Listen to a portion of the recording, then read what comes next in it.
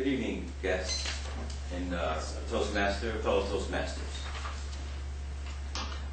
I'm here this evening. My goal this evening is to motivate you. Motivation is not an easy task in these times. People are losing jobs, companies are folding, banks are closing.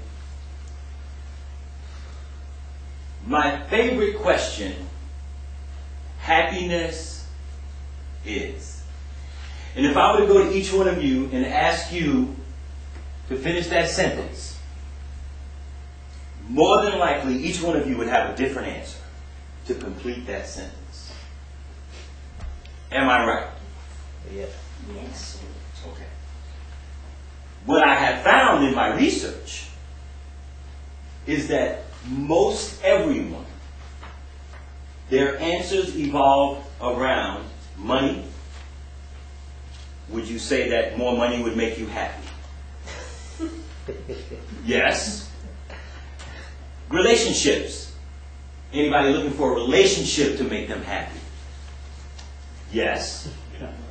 Career. If I could advance in my career, that would make me happy.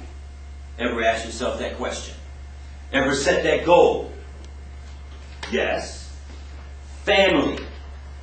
Some people want the relationship and they don't want the family.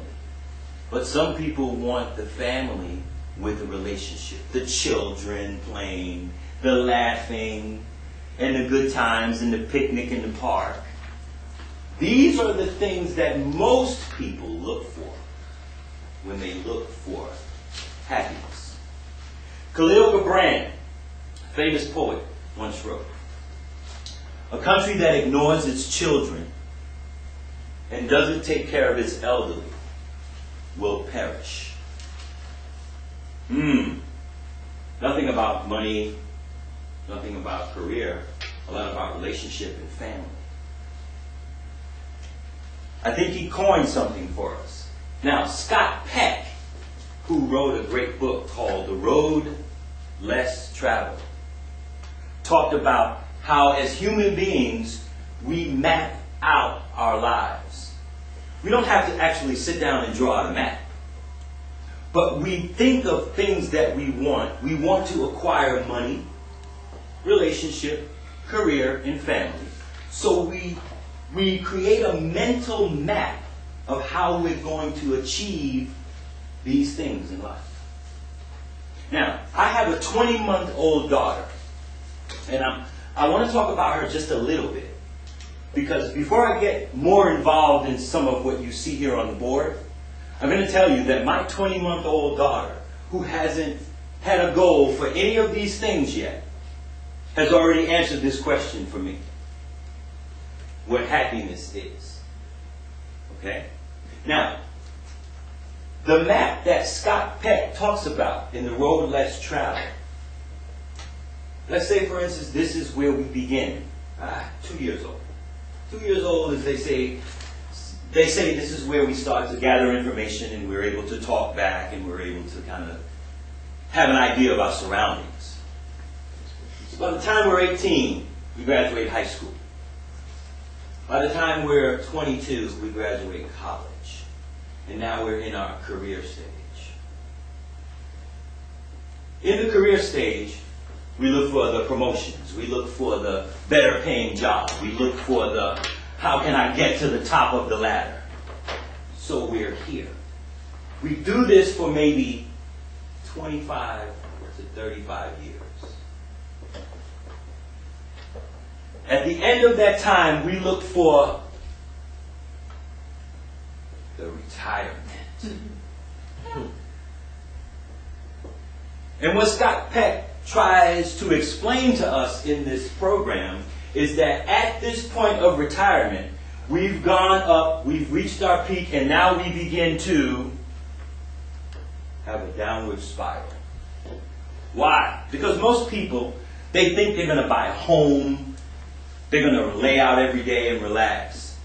All of these things that we've acquired, we no longer set goals.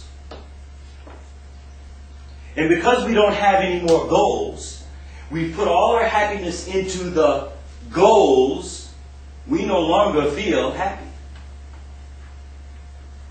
Now, what I found is that when we start out at this point, we start out with emptiness.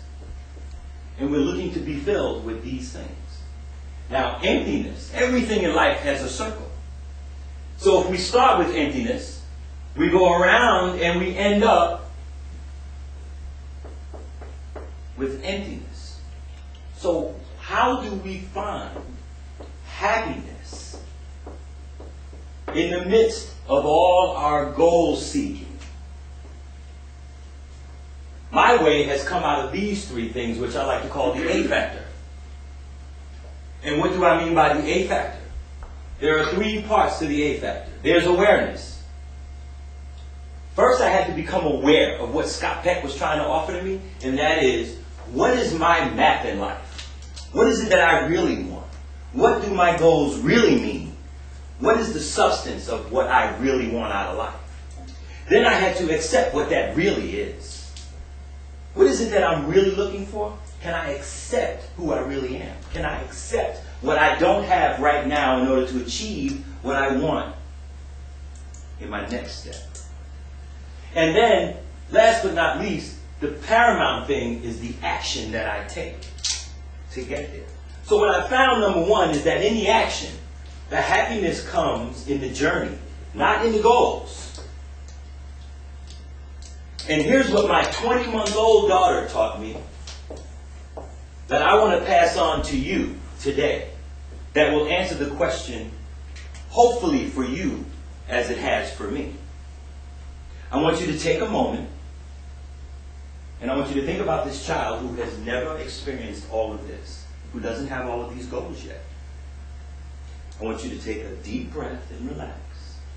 And I want you to say what I say to her and what she says back to me. And that is, happy. Happy. Happy. Happy. Happy. And when you say that, what do you feel? Happy. When you say money, do you feel happy? When you say relationship, do you feel happy? When you say career, do you feel happy? When you say family, do you feel happy? Because all the negative things that happen as a result of this has taken away a lot of the happiness. The only thing that will really make me happy is my decision to be happy. Thank you.